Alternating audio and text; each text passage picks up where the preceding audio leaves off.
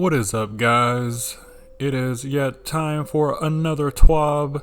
We are going to go over everything that Bungie has listed in this news update, so without further ado, let's get into it. This week at Bungie, we're streaming for the kids. Hello there. If you're reading this right at the moment of publication, then congratulations. You've just hit the 100K benchmark for our slot on the GCX stream. If you have no idea what I'm talking about, let's break it down. Between 9 a.m. and 1 p.m. PDT today, we're live on the GCX Marathon charity stream raising funds for St. Jude's Children's Research Hospital to help support children in need. Your donations help families around the world by contributing to the research and treatment of cancer. While you can take pride in helping by donating a few dollars, we also have a variety of incentives to provide some additional motivation. If you haven't donated, this is your chance. And if you've missed our live stream, no worries. This initiative is being supported by many in the gaming community. Jump in and check it out. Another patch in the pipe. This week has been a pretty active one in terms of patches. On Monday, a change was made to require players to re-queue for forges in hopes of removing idle players from the activity. Tuesday, we had some fixes go live for Energy and Umbral Engrams. Today, Hotfix 2.9.0.1 went live with fixes to sprint canceling, the lighthouse, and more. But we aren't done yet. Hotfix 2.9.0.2 is planned for next week. We're in the process of finishing up some testing passes, but here are a few things you can expect. Fixes targeting controller remapping, issues where double tapping buttons sometimes does not trigger dodge or other abilities, issues where weapons don't fire when pulling a trigger, issues where storm trance would sometimes not function, fixes an issue where Wither Horde deals excessive amounts of damage to various bosses, fixes an issue where solo completion of the Prophecy dungeon does not unlock the associated triumph, fixes an issue where various reward sources are dropping at 750 power rather than at Guardian's power level. Fixes an issue where the Tommy's Matchbook Catalyst quest was removed from player inventory. We have a laundry list of our issues that the team is currently investigating. Our next update is planned for early July, so stay tuned for another patch note preview in coming weeks. Beyond Light Preorder Bonuses. Alongside Season of Arrivals, we announced Destiny 2 Beyond Light. At the kickoff, we saw some confusion on pre-order bonuses, so we would like to take a moment to set the record straight.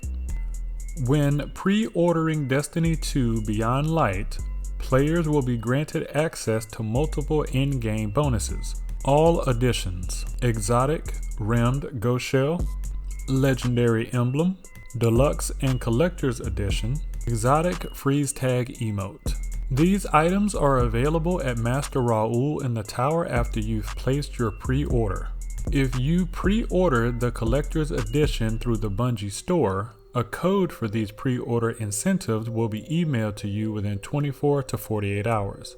If you pre-ordered any edition through Xbox, please be sure to download the Destiny 2 Beyond Light pre-order pack and Destiny 2 Beyond Light Exotic Emote packages prior to signing into Destiny 2.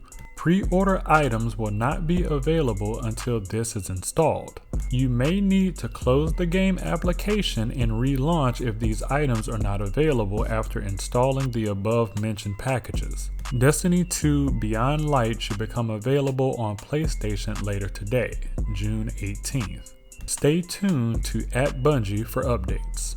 For all information regarding Destiny 2 Beyond Light pre-orders, head over to this help article. Additionally, if you're having any issues pre-ordering through our platform partners, be sure to contact their support resources as well. Farmers Market. You may see player support team members on the #help forums frequently, but they're constantly fighting the good fight behind the scenes. Since well before launch, they've been helping the teams triage issues, representing your voices in the meetings that matter most. This last week has been no different, as they've been tackling each newly discovered issue from Season of Arrivals. This is their report. Forge Matchmaking Update. Earlier this week, we implemented a change to the Forge activity where players now return to orbit after completing the activity. The change was implemented after seeing a large amount of players entering the activity and being inactive, ruining the experience for other players. Raid gear and max power levels. In our May 14th TWAB, we announced that gear would begin to have a max power level starting in Season of Arrivals, but that weapons and armor from the Last Wish and Garden of Salvation raids would be granted exceptions. Currently, this gear doesn't indicate that, but it will in future update. Both armor and weapons from Last Wish and Garden of Salvation will be updated retroactively with the Season of Arrival watermark and will have a Season 14 max power level. Additionally, all armor from all other Destiny 2 raids will be updated retroactively with the Season of Arrival's watermark and will have a Season 14 max power level. Players can read more about max power levels in our help article. Emote bundle and pre-order item location. Players who purchase the Season of Arrival Silver and Emote bundle will find their emote in the inventory pages of Master Raul, the Cryptarch, in the Tower Courtyard. Players who pre-order Destiny 2 Beyond Light will also find their items in Raul's inventory pages. Updates and upcoming hotfixes. On Tuesday, we issued a server-side fix to resolve a few issues. Players weren't receiving the appropriate amount of twisted energy after unlocking Umbral Enhancement 2. Focused Umbral engrams could sometimes decrypt at higher power than intended. Earlier today, we released Hotfix 2.9.0.1.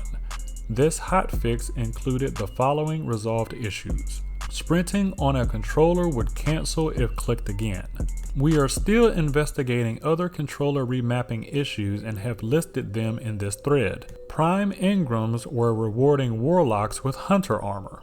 Umbral engrams couldn't be removed if a player had a full inventory but had completed this Season of Arrival introduction quest. Players in this state can now remove these engrams. Next Tuesday, we will release Hotfix 2.9.0.2. More details will be provided soon. Known issues. While we continue investigating various known issues, here is a list of the latest issues that were reported to us in our #help forum. Grenade launchers may be causing crashes when used in the Crucible. Console players may experience blacked out emblems, invisible ships, and a power level of 0 in orbit. To resolve this issue, click here and follow the directions. The Almost Mighty exotic ghost shell and the Saint's Vocation exotic ship appear invisible. Some players are unable to accept the weekly means to an end quest from the Prismatic Recaster. The Nascent Dawn 1 of 5 quest step can't be completed because the sleeper node at cb.nav/run.dynamo approach arch is missing. The Become Legend quest step to reach 950 power doesn't update when players reach 950 power. This will update when players reach 1000 power.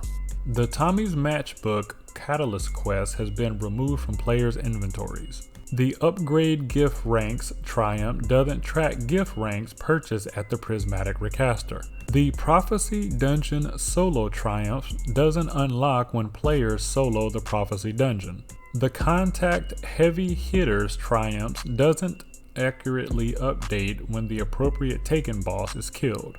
For a full list of emergent issues in Destiny 2, players can review our Known Issues article.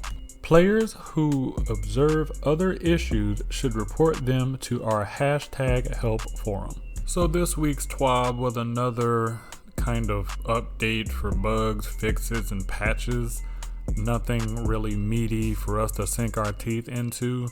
Personally, I'm waiting on a TWAB that really gives us some information about what's coming this season. They still kind of haven't really given us a whole lot in the TWAB about that. So until we receive that information, my thoughts on this is okay, patch fixes. I am a little sad to see the Forge AFK farm go. I myself was getting like 30 engrams a day on each character, so I do miss that, but I understand why they did it. But other than that, next Tuesday is another patch to hopefully fix the rest of the issues, so there's that. But hopefully next week they have something that, like I said, we can really sink our teeth into. That's gonna do it for this video, guys. We hope you enjoyed the video, and definitely catch us later today for the Where Is Zer. For now, we will holler at you guys later. Peace.